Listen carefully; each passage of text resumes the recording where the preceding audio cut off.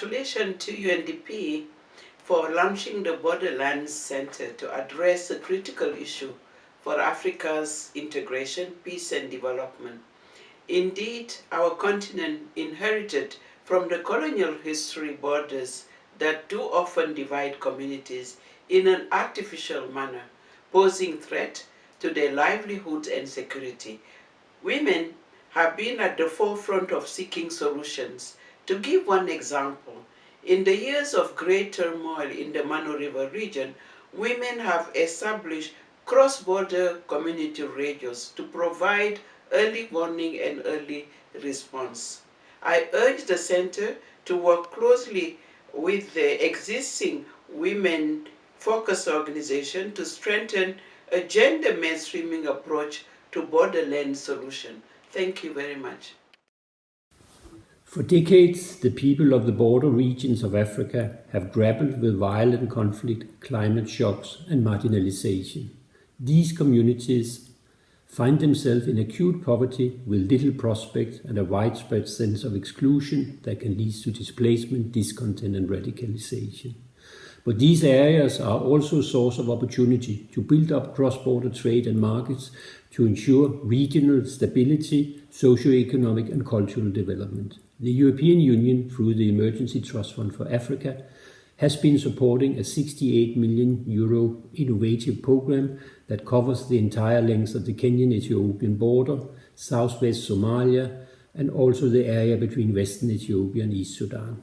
After 4 years of implementation, it is clear that providing greater investment for these communities was a sound investment that have helped realize their economic potential and reinforce stability, social and social cohesion.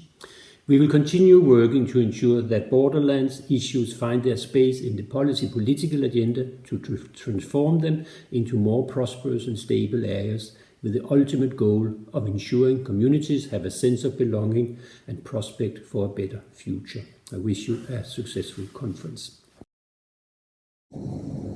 I want to congratulate the UNDP for creating the Africa Borderlands Center, a very laudable initiative. I also thank the UNDP for giving the Lake Chad Basin Commission the chance to be heard at this very important occasion.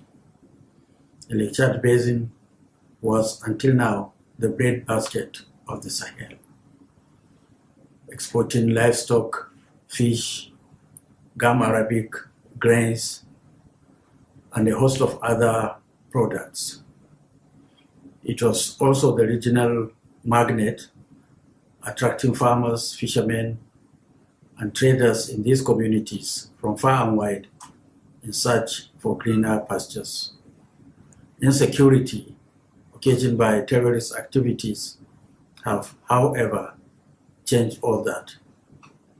The people have now been reduced to refugees and internally displaced persons, depending on the international community for their sustenance. On this special occasion of the launch of the UNDP Africa Borderlands Center, I invite you to join the Lake Chad Basin Commission in the implementation of the regional strategy for the recovery and resilience of the area affected by Boko Haram insurgency.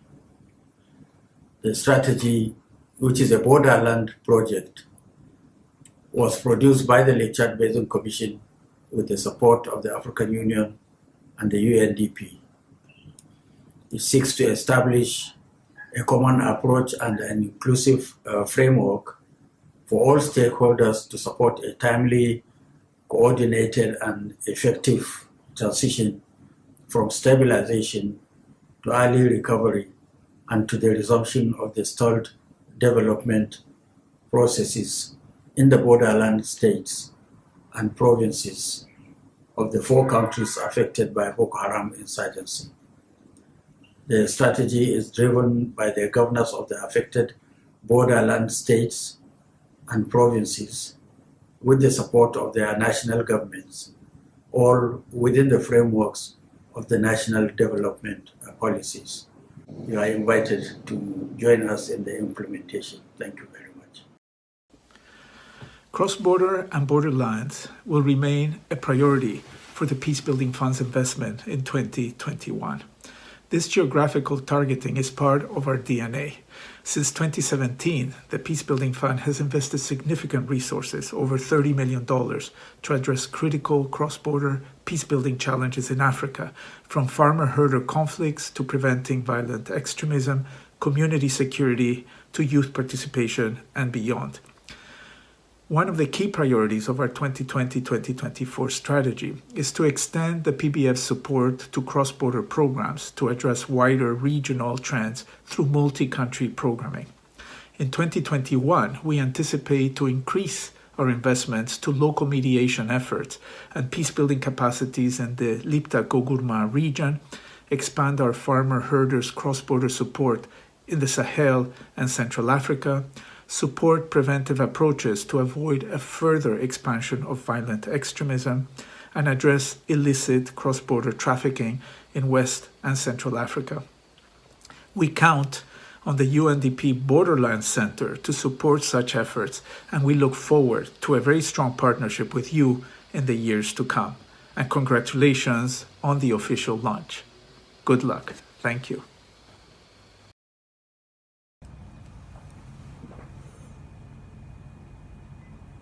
Today, we celebrate the opening of UNDP's Africa Borderlands Center. I would like to thank the UNDP team for organizing this impressive event. Japan considers human security as one of the guiding principles of its diplomacy. The human security approach provides a comprehensive view to understand the context-specific, interconnected nature of the challenges that individuals in the borderlands face, such as chronic poverty and instability.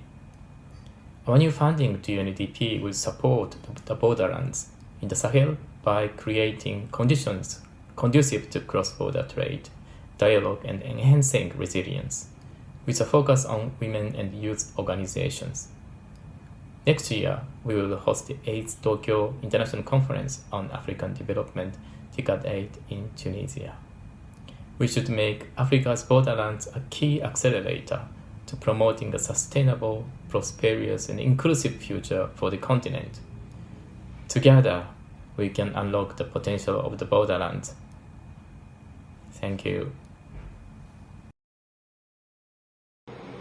The borderlands are characterized by robust trade, cross-border informal trade, which plays a critical role across the continent and often dominated by women. In addition to the lingering challenges, informal cross-border trade has been severely disrupted by the COVID-19 pandemic, impacting mostly the poorest and most vulnerable.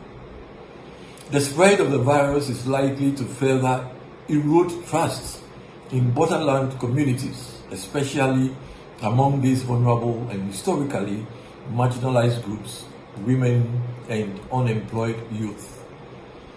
It is therefore important that action is taken fast and strategies developed in close collaboration with borderland communities to address the long-term development challenges, ensuring that no one is indeed left behind.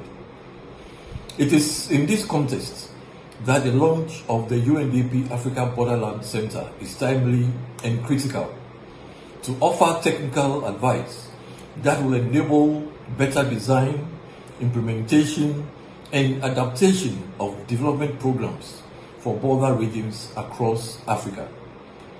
We congratulate the UNDP on the opening of the Africa Borderlands Center. We are confident that the partnership between the two organizations will continue to mature for many more years. In this regard, we look forward to working with you and other regional economic communities in Africa to monitor regional economic priorities and policies and to identify opportunities for country-level and regional collaboration on borderlands programming. Thank you.